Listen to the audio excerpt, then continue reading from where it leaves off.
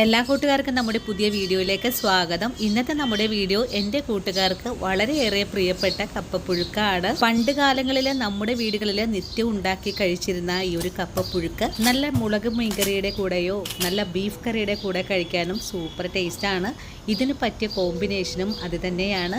പണ്ട് കാലത്തെ ഉള്ളിയും മുളകും ചതച്ച് അതിലേക്ക് കുറച്ച് പച്ച വെളിച്ചെണ്ണ കൂടെ ഒഴിച്ച് തിരുമ്മി കഴിക്കാനും സൂപ്പർ ടേസ്റ്റ് തന്നെയാണ്. ഇതുവരെയും നമ്മുടെ നാവിൻ തുമ്പിൽ നിന്ന് ഈ ഒരു രുചി മാറാത്ത നമ്മുടെ കൂട്ടുകാർക്കും ഇത്ര നാളായിട്ടും കപ്പപ്പുഴുക്ക് തയ്യാറാക്കി എടുക്കാത്ത കൂട്ടുകാർക്കും വേണ്ടിയിട്ടാണ് നമ്മുടെ ഇന്നത്തെ വീഡിയോയും. അപ്പോൾ വീഡിയോ കാണുമ്പോൾ നിങ്ങൾക്ക് ഇഷ്ടപ്പെടുവാണെങ്കിൽ തീർച്ചയായിട്ടും നിങ്ങളുടെ വിലയേറിയ ലൈക്കിൽ തരാനും വീഡിയോ മറ്റുള്ള കൂട്ടുകാരിലേക്ക് ഷെയർ ചെയ്ത് കൊടുക്കാനും മറക്കരുത്. ഇന്നത്തെ നമ്മുടെ ഈ ഒരു കപ്പ കഴിക്കാനായിട്ട് ഞാൻ നല്ല മുളകിട്ട ബീഫ് കറിയാണ് എടുത്തിട്ടുള്ളത്. ഈ ഒരു വീഡിയോ ഞാൻ മുമ്പേ തന്നെ അപ്ലോഡ് ചെയ്തിട്ടുള്ളതാണ്. അപ്പോൾ നമുക്കുടൻ തന്നെ നമ്മുടെ വീഡിയോ കണ്ടു നോക്കിയാലോ.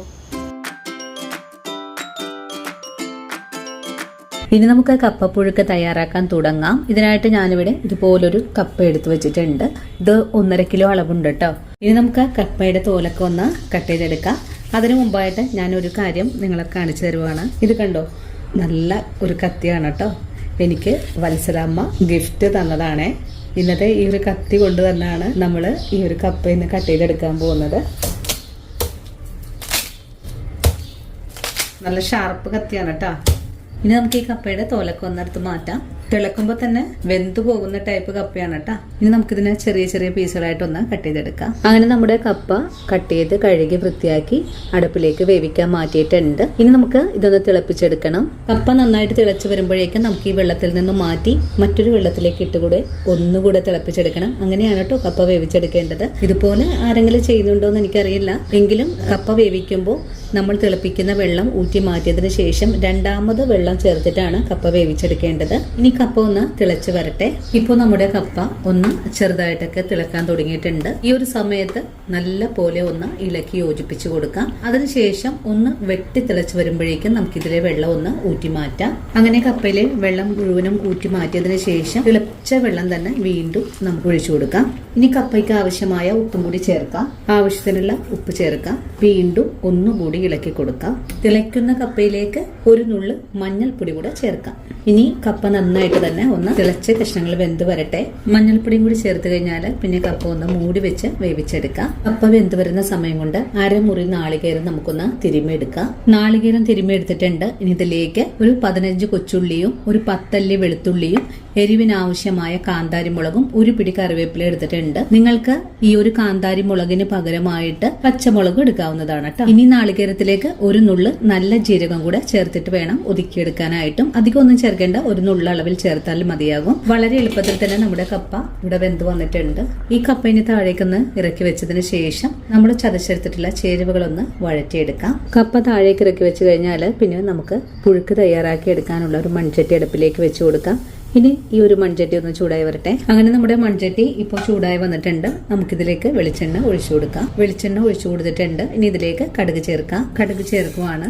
കടുക് ഇപ്പോൾ പൊട്ടിക്കഴിഞ്ഞിട്ടുണ്ട്. നമുക്കിതിലേക്ക് കുറച്ച് വറ്റൽമുളക് ചേർക്കാം. കറിവേപ്പില ചേർക്കാം. നല്ലപോലെ ഒന്ന് ഇളക്കി കൊടുക്കാം. കടുകും കറിവേപ്പിലയും നല്ലപോലെ മൂത്ത് കഴിഞ്ഞാൽ പിന്നെ നമ്മൾ ഒതുക്കിയെടുത്തിട്ടില്ല അരപ്പും കൂടെ ചേർക്കാം. അരപ്പ് ചേർത്ത് കഴിഞ്ഞാൽ പിന്നെ ഇതെല്ലാം കൂട്ടിച്ചേർത്ത് ഒന്ന് ഇളക്കി കൊടുക്കാം. അരപ്പിന്റെ ആ ഒരു പച്ച ചുവയ്ക്കൊന്ന് മാറിക്കിട്ടണം, അത്രയേ ഉള്ളൂ. അതുവരെയും ഇളക്കി കൊടുത്താൽ മതിയാകും. അരപ്പിന്റെ ആ ഒരു പച്ച ചുവയ്ക്കൊന്ന് മാറി വന്നിട്ടുണ്ട്. നാളികേരക്കൊന്ന് വാടിയും വന്നിട്ടുണ്ട്. ഈ ഒരു സമയത്ത് നമ്മൾ വേവിച്ച് വെച്ചിരിക്കുന്ന കപ്പ ഇതിലേക്ക് ചേർക്കാം. തീർച്ചയായിട്ട് വെള്ളത്തിൽ നിന്നും കോരി ചേർത്ത് കൊടുക്കാം. ആദ്യ തവണ ഇട്ട് കഴിഞ്ഞാൽ എല്ലാം കൂട്ടി നല്ല പോലെ ഇളക്കി യോജിപ്പിച്ച് കൊടുക്കാം. നല്ല പോലെ ഇളക്കി കഷ്ണങ്ങളൊന്നും കൂടെ പൊടിച്ചെടുത്തിട്ടുണ്ട്. ഈ സമയത്ത് മിക്സിയുടെ ജാറ് കഴിഞ്ഞിട്ടുള്ള വെള്ളം കൂടെ കപ്പയിലേക്ക് ഒഴിച്ചു കൊടുക്കണം. അതിനുശേഷം ബാക്കിയുള്ള കപ്പ കൂടെ നമുക്ക് ചേർത്ത് കൊടുക്കാം. ഒന്നുകൂടെ ഇളക്കി യോജിപ്പിച്ച് കൊടുക്കാം. കപ്പ വീണ്ടും ഒന്നുകൂടെ ഇളക്കി മിക്സ് ചെയ്തെടുക്കാം. ഇനി ഫ്ലെയിം അങ്ങ് ഓഫ് ചെയ്ത് കൊടുക്കാം. എല്ലാം കൂടെ നല്ല പോലെ ഇളക്കി യോജിപ്പിച്ച് കൊടുത്തിട്ടുണ്ട്. ഇതേ ഒരു പരുവമായാൽ പിന്നെ നമുക്കിതിലേക്ക് ഒരു കാര്യം കൂടെ ചേർക്കണം. കുറച്ച് പച്ച വെളിച്ചെണ്ണയാണ്. പച്ച വെളിച്ചെണ്ണ ഒഴിച്ചു കഴിഞ്ഞാൽ പെട്ടെന്ന് തന്നെ നമുക്കൊന്ന് മൂടിയും കൂടെ വെച്ച് കൊടുക്കാം. 10 മിനിറ്റിന് ശേഷം നമ്മുടെ കപ്പപ്പുഴുക്കിൻ്റെ ചൂടൊക്കെ ഒന്ന് ആറി വന്നിട്ടുണ്ട്. ഇനിയിപ്പോൾ നമുക്കൊന്ന് മൂടി തുറന്ന് നോക്കിയിട്ട് ഇതുപോലെ ഇളക്കി ഒന്ന് യോജിപ്പിച്ചുകൂടെ കൊടുക്കാം. അതിനുശേഷം സെർവിങ് പ്ലേറ്റിലേക്ക് കൂടെ മാറ്റാം. വളരെ രുചികരമാണ് ഇതുപോലൊന്ന് ഉണ്ടാക്കി കഴിക്കാനായിട്ട്. അതുപോലെ ഒരു പഴയ കാല നാടൻ വിഭവം കൂടിയാണ്. എല്ലായ്പ്പോഴും ഒരുപാട് ഇഷ്ടത്തോടു കൂടി തന്നെ കഴിക്കുന്ന വളരെ സ്വാദേറിയ ഈ ഒരു കപ്പപ്പുഴുക്ക് എല്ലാവരും വീടുകളിൽ തയ്യാറാക്കി നോക്കണേ. തയ്യാറാക്കി നോക്കുമ്പോൾ ഈ ഒരു കപ്പപ്പുഴുക്കിൻ്റെ സ്വാദ് നിങ്ങൾക്ക് ഇഷ്ടപ്പെടുവാണെങ്കിൽ തീർച്ചയായിട്ടും ഇന്ന് നിങ്ങൾക്ക് കിട്ടിയ ഈ ഒരു അറിവ് നിങ്ങളുടെ കൂട്ടുകാരിലേക്കൊന്ന് ഷെയർ ചെയ്ത് കൊടുക്കാനും വീഡിയോയെക്കുറിച്ചുള്ള അഭിപ്രായങ്ങൾ കമൻസായിട്ട് അറിയിക്കാനും മറക്കരുത്.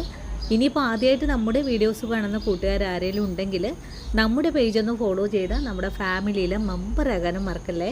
ഇനിയിപ്പോൾ നമ്മുടെ ഇന്നത്തെ ഈ ഒരു വീഡിയോ കണ്ടിട്ട് വീടുകളിൽ ട്രൈ ചെയ്ത് നോക്കുമ്പോൾ ഈ ഒരു റെസിപ്പിയുടെ സ്വാദ് നിങ്ങൾക്ക് ഒരുപോലെ തന്നെ ഇഷ്ടമായിട്ടുണ്ടെങ്കിൽ ആ ഒരു അഭിപ്രായങ്ങൾ കൂടെ നമ്മുടെ കമൻറ്റ് ബോക്സിൽ അറിയിക്കാൻ മറക്കല്ലേ. നിങ്ങൾ ഓരോരുത്തരും എനിക്ക് തരുന്ന സപ്പോർട്ടാണ് നമ്മുടെ ഈ ഒരു വീഡിയോ മറ്റുള്ള കൂട്ടുകാരിലേക്ക് എത്തപ്പെടുന്നതും. ഇന്നത്തെ നമ്മുടെ വീഡിയോ ഇവിടെ വെച്ച് നിർത്തുവാണ്. ഇനി നല്ലൊരു വീഡിയോ ആയിട്ട് നാളെ കാണാം. അതുവരെ ഒത്തിരി സ്നേഹത്തോടു കൂടി തന്നെ വീണ്ടും കാണാം.